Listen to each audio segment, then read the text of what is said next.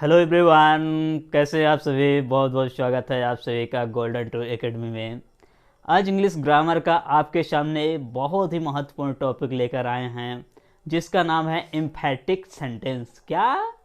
एम्फैटिक sentence. तो ये जो टॉपिक है ये खासकर नाइन्थ, टेंथ, इलेवेंथ और ट्वेल्थ के एग्जाम में जो तो अक्सर ग्रामर सेक्शन में पूछा जाता है। तो आज जो तो हम आपको सिखाएंगे कि एम्फैटिक सेंटेंस कैसे बनाते हैं, क्योंकि बहुत सारे स्टूडेंट्स इसको नहीं समझ पाते हैं और जो तो एक नंबर से मार खा जाते हैं। तो आपको जो तो आज से एक नंबर भी नहीं छोड़ने देंगे, ठीक है ना। तो बने रहिए इस वीडियो के लास्ट तक। तो एम्फैटिक सेंटेंस का मतलब होता है जोर देना। क्या होता है?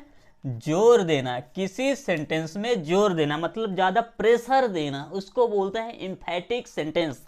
इसको एग्जाम्पल के माध्यम से भी मैं समझा रहा हूं, देखिएगा।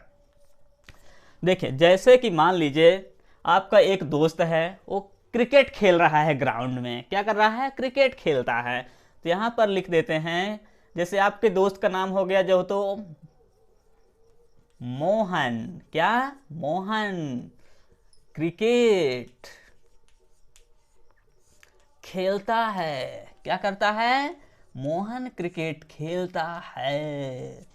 ये तो हो गया नॉर्मल सेंटेंस। अब इसी सेंटेंस को हिंदी में एम्फैटिक बनाना है तो क्या करेंगे?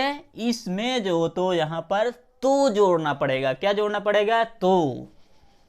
ये तो या तो फिर ती, ये शब्द जोड़ दें तो बन जाता है क्या? एम्फैटिक सेंटेंस। जैसे मोहन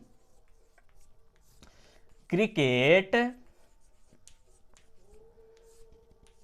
खेलता तो है। जैसे आप अपने दूसरे दोस्त से कहें कि यार मोहन क्रिकेट नहीं खेल रहा है क्या, तो कहेगा यार अरे भाई देखो ना अच्छे से, मोहन क्रिकेट खेलता तो है।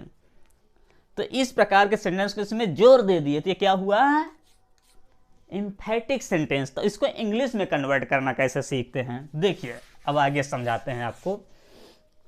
एम्फैटिक सेंटेंस मुख्यतः दो टेंस के बनाए जाते हैं, सिंपल प्रेजेंट और सिंपल पास्ट के। किसके?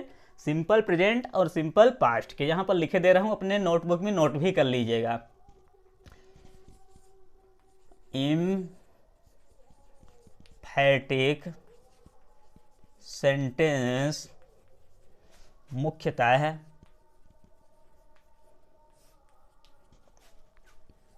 सिंपल प्रेजेंट और सिंपल पास्ट टेंस के बनाए जाते हैं। और अन्य किसी टेंस के ना बना दीजिएगा आप लोग, ठीक है ना।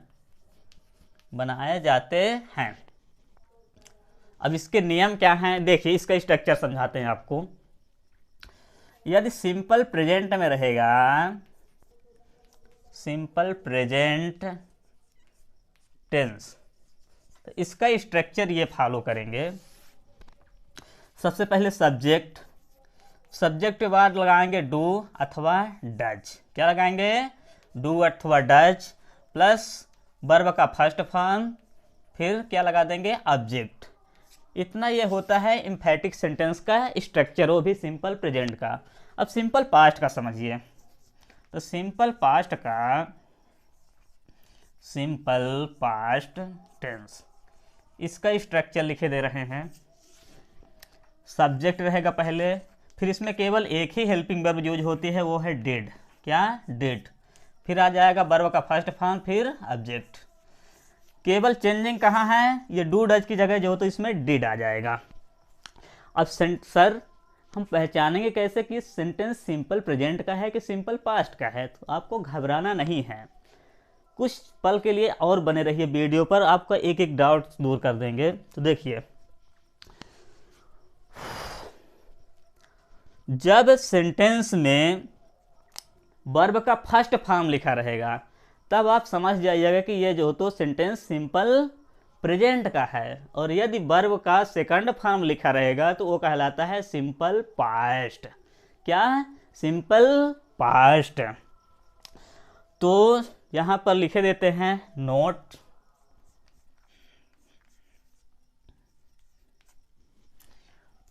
हाँ, V1 के साथ क्या लगाएंगे? डू लगाएंगे। क्या लगाएंगे? डू। यदि इधर साइड वर्ब का फर्स्ट फॉर्म लिखा है तो उसके साथ क्या लगाएंगे? उसके पहले डू लगाएंगे। यदि वर्ब के फर्स्ट फॉर्म के साथ यस अथवा ईएस लगा रहेगा तो उसके साथ क्या लगाएंगे? डज लगाएंगे। क्या लगाएंगे? डज। और यदि वर्ब का सेकंड फॉर्म लिखा है तो उसके साथ क्या लगाएंगे? डिड लगाएंगे। तो एक बार फिर से सुनिए, यदि वर्ब का फर्स्ट फॉर्म लिखा रहेगा सेंटेंस में तो उसके साथ डू लगाएंगे। यदि वर्ब का फर्स्ट फॉर्म और उसमें यस या ईएस लगा रहेगा तब क्या लगाएंगे? डज लगाएंगे। और यदि वर्ब का केवल सेकंड फॉर्म लिखा रहेगा तो क्या लगाएंगे? डिड लगाएंगे। ठीक है ना? तो ये स्ट्रक्चर को नोट कर लीजिए, फिर जो तो एग्जाम्पल के माध्यम से आपको हम समझा रहे हैं।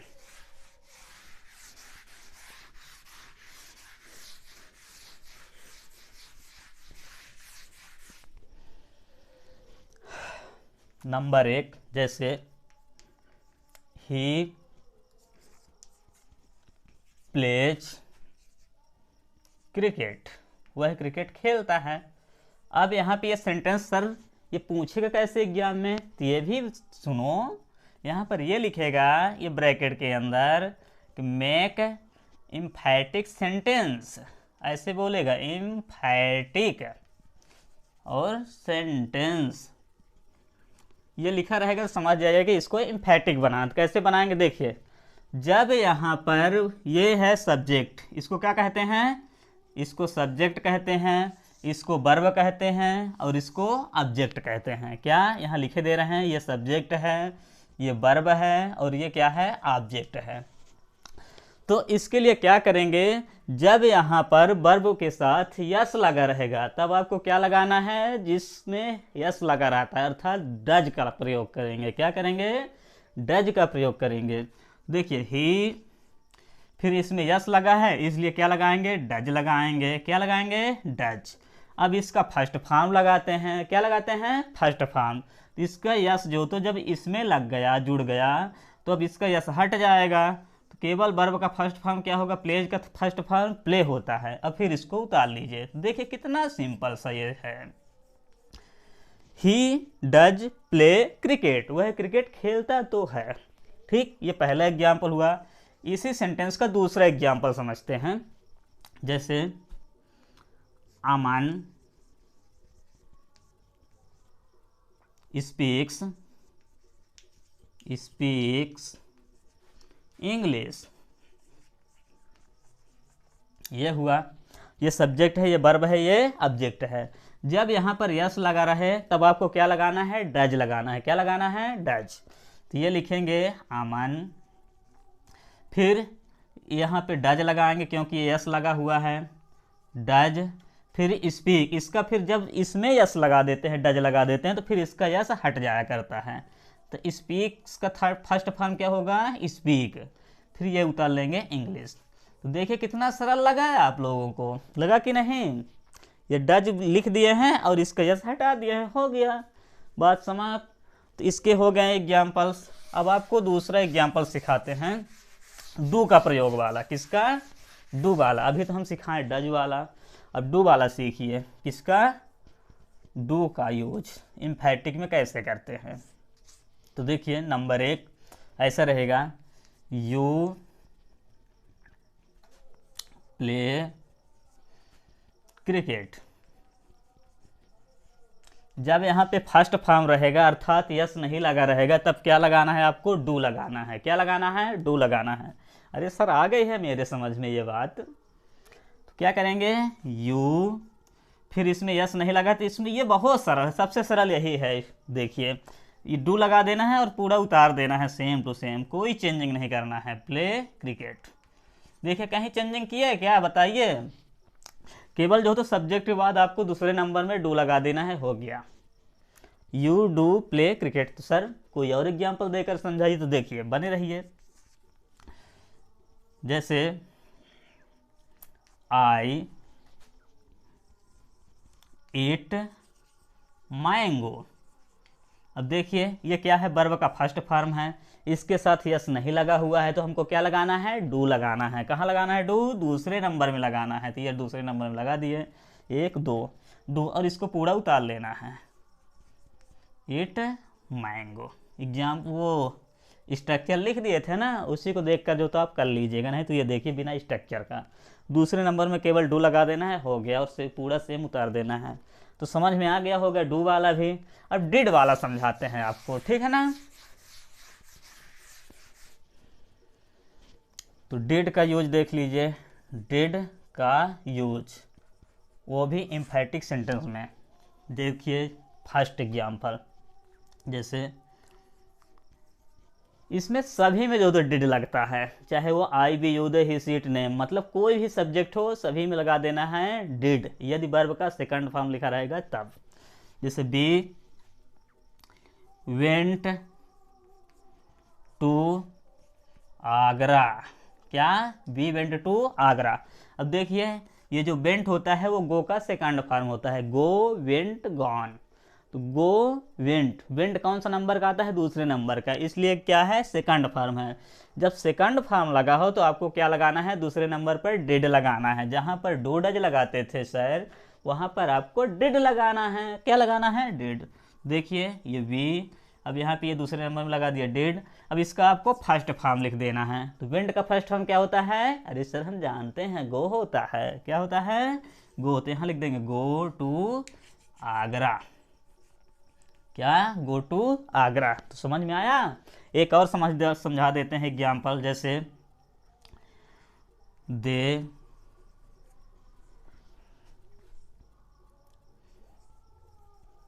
शा द जू, दे श द जू। अब इसका इम्फेटिक बनाना, देखिए ये जो होता है श, ये सी का सेकंड फॉर्म होता है, सी सा सीन। तो मेन सबसे आपको जरूरी है कि इसमें फॉर्म को पहचानना, कि फर्स्ट फॉर्म है कि सेकंड फॉर्म है कि थर्ड फॉर्म है। ये सेकंड फॉर्म है, तो सेकंड फॉर्म जब लगा हो तो इसका इम्फेटिक कैसे बनाते हैं, दूसरे नंबर में डिड लगा देते हैं, दे डिड। फिर इसका फर्स्ट फॉर्म लिखेंगे, तो स का फर्स्ट फॉर्म क्या लिखा हुआ है, सी, तो यहाँ लिख देंगे सी, और फिर इसको पूरा उतार लेंगे। और एक बात और ध्यान दीजिएगा, ये शुरू वाला और लास्ट वाला कभी चेंज नहीं होता है, अर्थात ये सब्जेक्ट और ये ऑब्जेक्ट, इसको चेंज नहीं करना है, आपको सेम उतार देना है, केवल आपको वर्ब चेंज करना है। आ रही बात समझ में ना। अब देखिए एक और एग्जाम्पल मैं आपको समझाता हूँ, इसको पहले इरेज कर दूँ, नहीं तो इधर साइड समझा देता हूँ। देखिए जैसे तीसरा नंबर, ये थर्ड पर्सन का, ही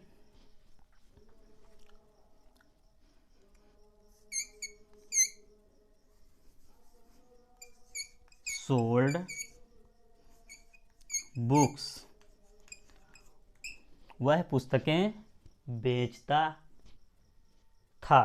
तो इसका इम्फेटिक क्या बनेगा, देखिए सोल्ड जो होता है ये सेल का सेकंड फॉर्म होता है। क्या होता है, सेल का सेकंड फॉर्म सोल्ड। तो ये मतलब ये क्या है, वर्ब का सेकंड फॉर्म है, अर्थात सिंपल पास्ट है। तो इसमें क्या लगा देंगे, सेकंड फॉर्म में डिड लगा देंगे दूसरे नंबर में। तो ही डिड। अब इसका सोल्ड का फर्स्ट फॉर्म लिखेंगे तो क्या हो जाएगा, सेल, इसको पूरा उतार लेंगे, सेल बुक्स। तो इस प्रकार से बनाते हैं किसी भी सेंटेंस का इम्फेटिक। तो आप लोग खुश रहिए, मस्त रहिए और अच्छे से सीखते रहिए। उम्मीद है कि ये इम्फेटिक सेंटेंस अब दोबारा आपको देखने की ज़रूरत नहीं पड़ेगी, क्योंकि ये एक बार में ही पूरे डाउट मैं क्लियर कर देता हूँ। फिर मिलते हैं एक नए टॉपिक के साथ, तब तक के लिए बहुत बहुत थैंक यू वेरी मच।